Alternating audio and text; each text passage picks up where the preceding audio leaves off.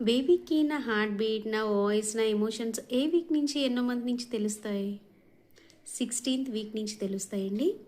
అందుకే కామ్గా ఉండండి, కామ్గా ఉండండి, ఊమ్ టు వరల్డ్, ఊమ్ కనెక్షన్ ఇన్నిసార్లు చెప్పేది అందుకే. 16th వీక్ నుంచి వాళ్ళు మీ వాయిస్ కన్నా ముందు మీ ఎమోషన్స్ని మీ వైబ్రేషన్ ద్వారా, మీ కదలికల ద్వారా ఈజీగా తెలుసుకుంటారు.